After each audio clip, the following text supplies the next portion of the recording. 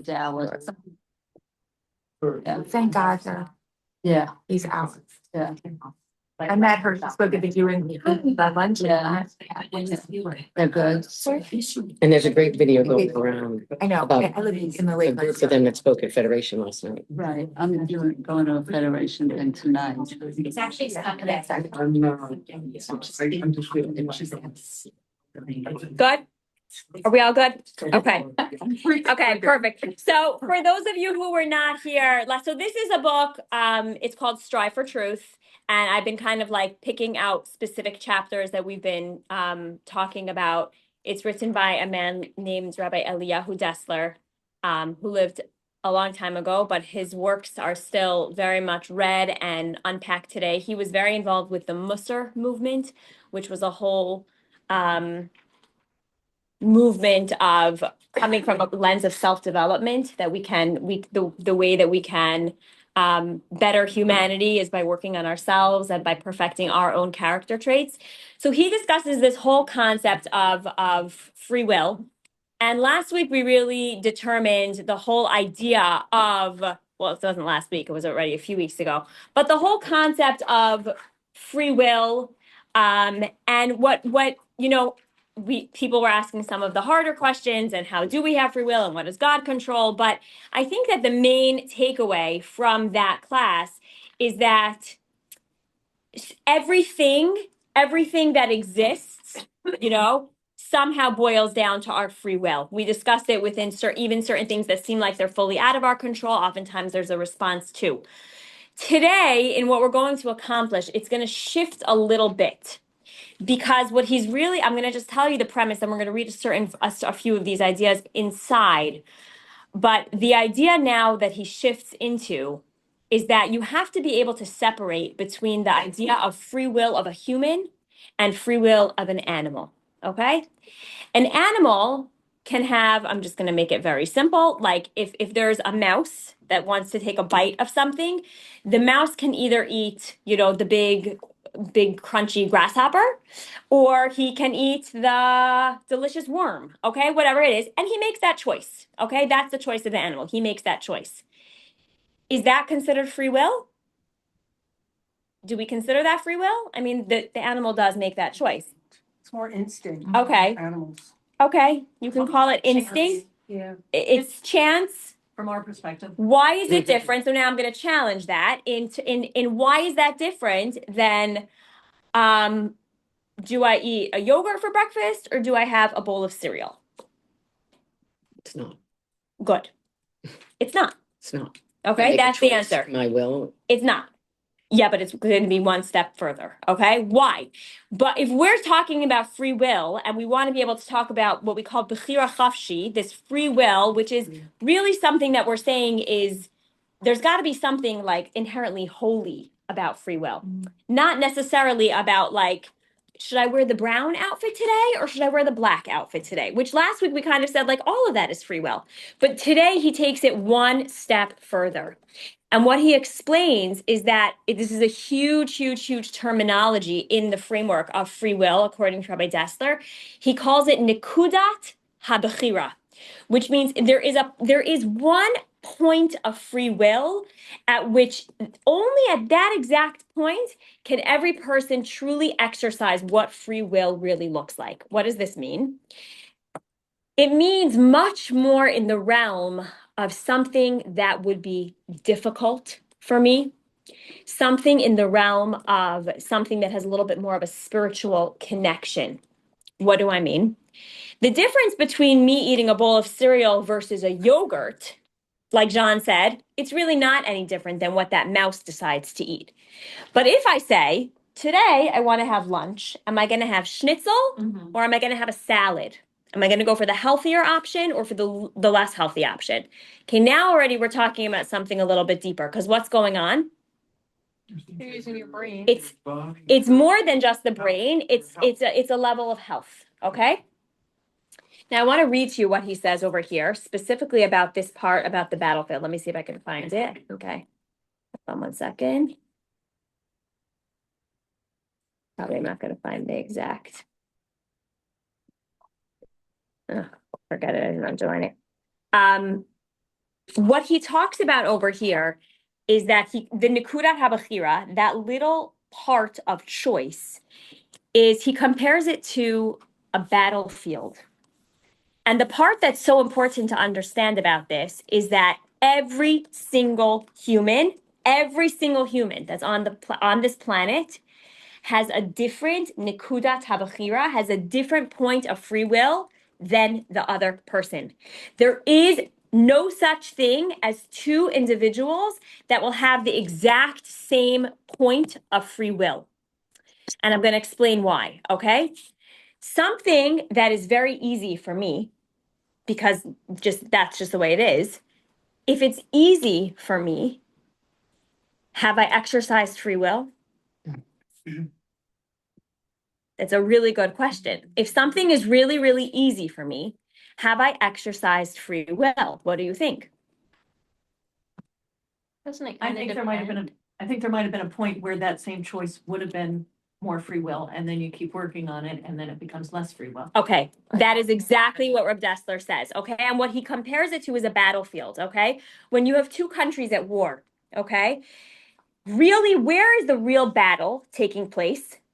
Right there, at the exact line of the battle. And if enemy A or team A is able to make progress and move the line further, right? They conquer and they push the line further. Now that line of where the battlefield was has now crossed. It's now moved further, okay? This is such a powerful idea that I think like most of us do not think of on a daily basis. We go about our lives, we go about our choices, and we tend to do as humans what's most comfortable for us. Most of us, even though we can say all the mantras and we can say we can do hard things and we should push ourselves and we should grow, and like at the end of the day, we are creatures of comfort and we're creatures of habit, which means that the things that we're doing are the things that we're most used to and the things that are the easiest, right? Mm-hmm. Every so often we get that little push, that little voice that says like, come on, like you could be doing more. You should be doing more. You should be stretching yourself in a new way, right? At that point that we have that inner conversation and that stretch goes on, so now you've moved the battlefield. You have stood at that point. You have now crossed over that line. You have exercised the actual free will, and you've moved the line up a little bit. So this is a very different shift than what we're talking. This is a shift from what we're talking about last time in terms of like everything is free will. And yes, it's true. And like you so beautifully said, like even in Elie Sharabi's book, like that choice that he made to like, I have the choice. I can either live in a place of total pity and anger and despair and sadness, or I can live in a place of hope and seeing a brighter future and joy and gratitude and living life for what it's worth. So that is a choice, okay? And I think it's just also so important to recognize that for a person, I don't even want to talk about him, but in recognizing, I like literally like beyond, but for a person who, depending on what a person has been born into and the natural tendencies of what a person goes through, their point of bechira, their point of free will define their specific choices all the time. Okay, and I'm going to give you a very specific example of this. Rana, your hand was up? So to say Edith Edgar also. Yeah, yeah. Oh, yes. Right. What you appear even when you're in that stress and in that situation. Right. So that was really what we discussed in our last class. We talked about how everything, even you don't always have the ability to choose what happens to you, but you always have the ability to choose how you respond to a situation. So much of it goes on over here. Okay. But now he's like stepping it up. Like that's like baseline. Now he's saying something much deeper, and he's reminding us that I think this is also such an important message as parents, because you might look at two different children and expect the same thing, especially because they come from the same home, right? So they come from the same home. You're expecting two of the same results. But we're told in the Torah actually tells us, Chanoch le'na'ar al pi darko. You have to educate a child according to his way.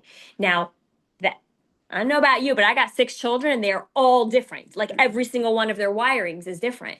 So if I'm going to be parenting one child the exact same way that I'm parenting the other child, it's not really, that's not good parenting. Like, that's not fair. So looking at what they really are and noticing like, oh, like this child got up at the first time that their alarm went off. And that was really, really, really hard for that child. That child exercised free will today. But for my other child, who like literally, that's like a second, it's just so easy for him. Like his alarm goes off, he pops out of bed, happy go lucky kid, starts his day. It wasn't hard. So which one am I giving bigger accolades to? While they both deserve recognition, one of them made great, great, great effort and had to really, really stretch himself, right? And the more that he does that, the more that he pushes himself to get up when his alarm goes off without hitting the snooze button, the more he exercises that, the better he becomes. And now his point of free will, so now he's doing it for a longer time. So now that battlefield moves up. So that when he's going to be 18 years old, he's hopefully not going to still be fighting the same battle that he was when he was 11. You understand? So each of us has to think about this in our own lives. I think it happens to be a great parenting lesson, but I think it also very, very much applies to our own life. Yeah. I was gonna say it also applies to, like I'm going through a situation with my sister. She's going through a terrible divorce. Right. You were mentioning. Awful. And the things that I think are second nature, she's relearning to do for herself. She didn't have some free will. Like she really didn't have some of the choices to make. And I'm like trying to say, that's awesome. You took care of that today. Whereas I'm like, what do you mean? In my head, I'm like, This is a great you didn't example. Take care of that today. Yeah. Or you didn't take care of that yesterday or the day before. But like, I'm like, no, that was great. You took care of that.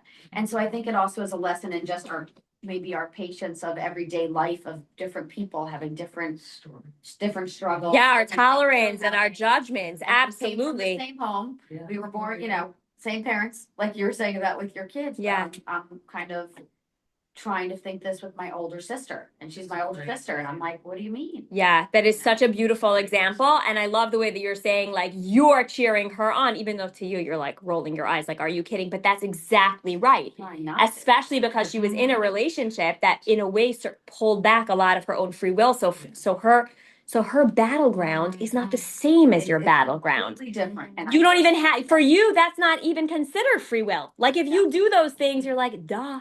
Right. And for her, it's like accolades, right? Because that is her point of free will. So I love that example. And I think that what I really appreciate so much about this chapter in specifically thinking about this battleground is that it really forces us to, this is humbling, guys, really humbling, but it forces us to look at our lives and see how much of my life is operating out of habit and comfort. So I'll tell you, like, I have this conversation. So as you know, I grew up in an observant home. Yes, I grew up in an observant home. Keeping Shabbat was never, thank God, it was never a question for me. That was just what we did. Do I get brownie points every week when I keep Shabbat? No, I'm serious. This is the question. Because really what this boils down to is like, how are we being judged? Okay. The whole point of this conversation is like, what judgment is going on? So like, am I getting brownie points for keeping Shabbat? You are, but not You as are, many but not the points same, as like- somebody who doesn't. Correct. Mm. Correct. Meaning this is my life. This is the way I was raised. This is the way I was born. And thank God I loved it, right? Like, thank God this worked for me. And yes, it's true. I get points because I always like to say, like, I'm choosing it every time. I'm trying not for it ever to for it to become something that becomes so habitual. But for somebody who starts to do something to observe Shabbat or to light candles every weekend, to make note of that time, and it's hard, really, really, really hard, that's because they're at the battleground. My battleground, it's like that's like so behind me. Like, that's just not my point of free will. And so I think that the question in today's session has to be, like, where in my life have I just become so, like, this has become so second nature to me that it's just what I do. And yay, like, good job. And now I'm at a new battleground. Like I am at a new battlefield. The line looks different than it looked, I mean, honestly, than it looked yesterday, but for sure than it looked last year, right? So what's my next step? What's my next move? Where am I growing? Where am I pushing myself, right? For a person who grew up in a drug home over a substance abuse, perhaps a parent who was put in jail for murder, okay? And he sees a little old lady crossing the street, okay? You have this kid who grew up in this type of home, and he sees a little old lady crossing the street. Do you think the way that he will be judged and his nikudas habachira on how he treats this little old lady, how she's crossing the street, is going to look the same as how I treat this little old lady crossing the street? Of course not. Of course not. Like for him, it's a question of like, are you going to shoot her? Because if you don't even shoot this lady, like, hooray! Like you didn't even exercise. Like you held back, right? Like you didn't do something wrong to this woman. And for me, it's like, did you stop your car? Did you get out? Did you put away your phone? Did you properly give her the attention? Did you look her in the eyes? Did you ask her her name? Like how much? Right? For me, like that's going to be the test. So in recognizing this, I love what Suzanne said because it's number one is the place from the non-judgment on other people. It's such an important reminder that we have no idea what another person has been through, where another person has come from, and how they're exercising their free will. That's number one. And number two is the question for each and every one of us asking ourselves, like, well, what am I doing? You know? So I have this beautiful new book that my friend, she's really my sister's friend. She was younger than me, but she just put out. It's all about like the words that we talk to ourselves. It's a children's book that just came out. And I was reading through it. It's like basically like my metamorphosis program in a book. Like it's so cute. It's done with such beautiful pictures, and every picture is so detailed. And it's teaching the little children about the concept of affirmations. You know, it's teaching them this.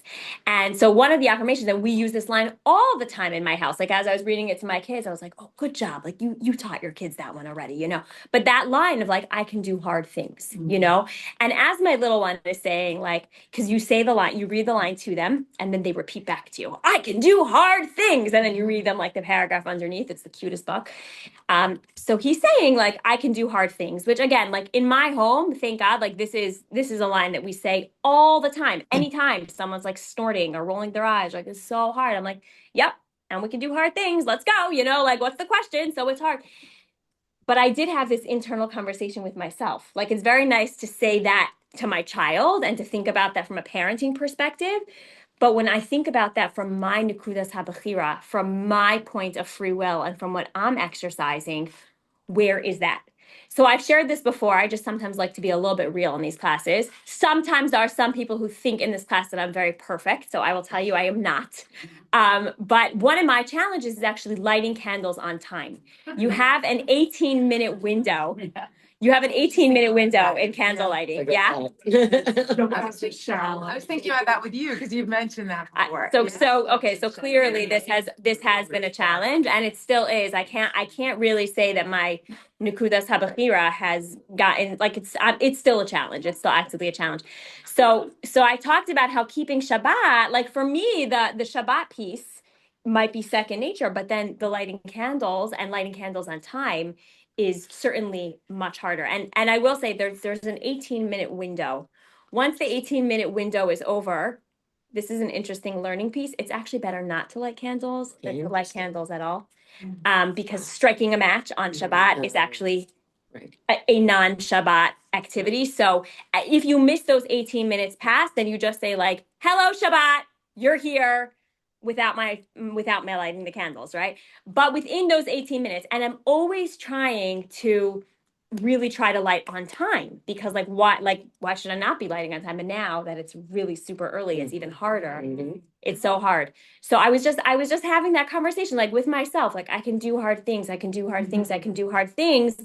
Well, what am I doing to set myself up for success over here? You know? So just in terms of constantly thinking about this, in terms of constantly thinking about what our battlefield is, in looking at the way that we were raised, in looking at the values that were given over in our own homes that we were brought up in.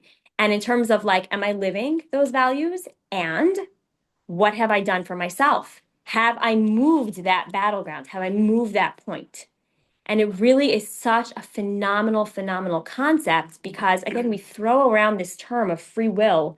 We throw it around so easily, like free will. But what Rav Dessler is explaining over here is that when you're really talking about what free will is, you're really talking about just that little point. Some things are just so simple, like the way you so said it simply, like it's not free will. You know, if I'm eating like a slice of bread or a yogurt for breakfast, like whatever it is, that's not really what we're talking about in terms of exercising free will. You can say it's free will. I did have the choice. I certainly had the choice. But in terms of a much deeper understanding of what free will is, and in terms of how we're going to be judged, right? In terms of like where we're getting merit, in terms of where we're getting our real brownie points, it's going to be when we're constantly aware of how far that line is being moved and have I even moved it a little bit. If that line is still at the same place, then we have to ask ourselves what we can do to try to move it further. Did anyone have any questions or comments about that? Yeah. About the candles, can you cheat by, knowing this might be a problem and lighting a candle that you can light from? What it says. You know, like lighting a yard. Not supposed to, because you're still transferring Lighting, fire. yeah. On Yom So you're Kippur, not- you so you're can do not- that. On Okay. Shabbat, you can. Shabbat is the same thing. Once the Yeah. flame, yeah. Yeah. No. No, but what you might want, good to see you, Felicia. Can you What set your clock 10 minutes ahead? for me? That's what I should do. But what you might want to do, I have to ask about this, but maybe Like that. You can light. Is the- and maybe not light say it and then not bracha. maybe, but There's like a 2 thing about hours that. before. Is the No. 18 minutes the start of sundown? Yes. And then? or Yes, is by it- the way, in Israel, you have 40 minutes. Like there's a much bigger window. But Yeah, the because the sun the goes whole down. idea is that once the sun is down, it's Shabbat. So they give us like an 18-minute buffer till real It's sunset. crazy that at 8:30, Battlefield. we run late and at 4:30, like we can make Shabbat at 4:30. Yeah. But when it's at 8:30. Yeah, we can't. I know. still running late. I know. This is the It's thing about crazy. Shabbat. I know. Yeah. I know. So my point in all of this is that I'm worried about like that minute and like can I get to the minute? And for you, you're thinking like, you know, fill in the blank. Like can I even, right? So and that's why I'm sharing this with you is that this is not a judgment. This has nothing to do. The point is just that each of us have our own battlefields. That's really the word. Like The word. curriculum from the Almighty. Yeah, it is our own curriculum, Yeah. but, and I'm saying but, I Mhm. always say but very intentionally, you know? Yes. But, I'm paying attention.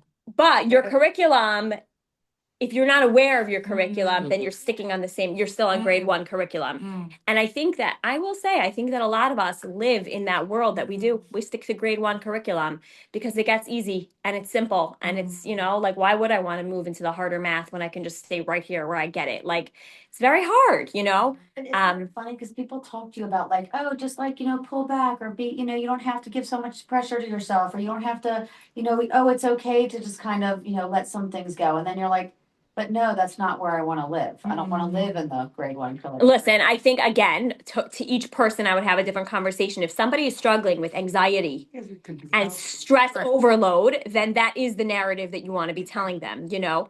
But for somebody who's an achiever and can push more and have become complacent especially in the spiritual realm, and their spirituality is so huge and vast, like the world of spirituality is so gorgeous and so huge that we're just like dipping our toes. Like there is so much more that we can accomplish. So to the person who's not struggling with anxiety, I would say like that narrative is, I don't necessarily agree with that narrative, but I think you're right. I think that is the narrative that a lot of people are told because we live in such a high pressure society, and how ironic it is that we live with every single aid that we could, like to make life easier, and yet don't take on anything else because your plate is so full, right? Like that's the life that we live in.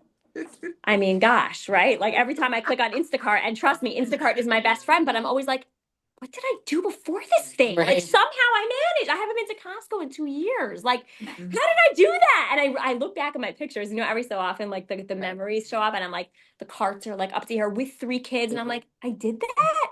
Yeah, you did that. And now you have more space in your life because you don't go to Costco anymore. So, but because I have that luxury, so what else am I busying my time with? How else am I using that time?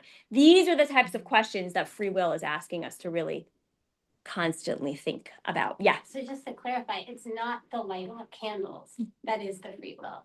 It's the prioritization that this is something I'm going to care about today. That's the free will. Every decision that we make is the free will. Exactly. And I'm just bringing up that specific example to show that for me, my free will is being exercised at the point of the exact like time. For another person who's not at all in the realm of like being Shabbat, not even near being Shabbat observance, it's not going to look the same as caring to the minute what time they're going to light the candles. Maybe it's going to be just the awareness that, oh my gosh, it is Shabbat, or maybe tonight I won't get on the phone call with my friend. And that's going to be a stretch for them. That's going to be hard for them not to get on the phone call, or maybe now I'm not going to text because it's Shabbat. And that is hard for them. And for me, it's not, I'm not thinking about texting on Shabbat.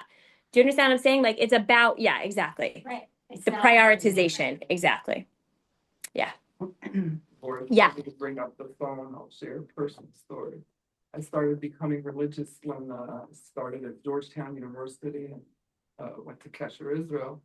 But the one thing I couldn't give up was the phone because my parents lived in Israel. Mm. I always thought if there's an emergency, I have to have that phone open. Wow. I would use it, but Yeah, needed to be able to so, reach and them. then when I met my husband, that was it. I had to get rid of the phone. That was probably very, very hard. Very hard. So that's a Wow. perfect example also. So when you first had to do that, Yeah. that was your real battleground. Like that was it. That was the battlefield. And now you've like moved on from that. Your battlefield is going to look different. So yeah.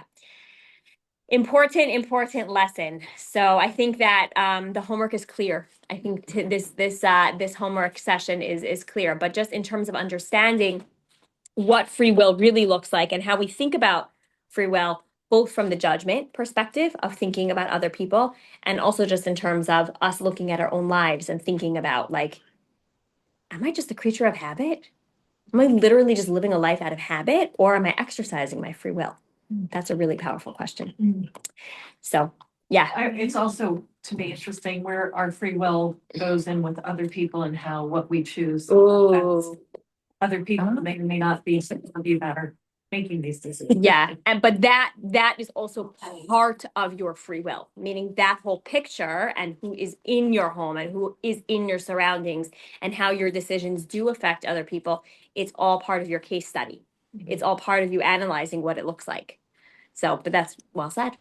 We don't live on isolated islands. That is right. Thank God. So our decisions affect other people, and that's part of the picture. Even the phone thing on Shabbat, like we're in a circle where our friends are not using the phone, it's nothing. So- Correct. But Correct. we're in a circle where everyone's texting Right, you and you're not right. responding. Great That's example. Really difficult. Yeah, correct. Exactly. And- So many examples. Yeah. And in that way, and in the example you provided of your sister, I think it's important to share what your goals are, what your purpose is, because it's not free will if there isn't a purpose. It's just a choice otherwise. So Correct. if you have a purpose, if it's to try to keep Shabbat, and that's why I'm not answering my phone, Yeah. versus I'm not answering my phone because I don't want you, or it's just habit. It's about the purpose. Correct. Very well said. And so if you Exactly. share that with other people, it may change the way that they perceive you or judge you. Yeah. Or not. I don't know. You know, you find.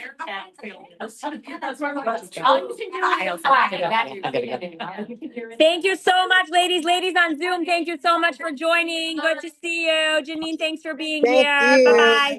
You're Bye. welcome. Bye-bye.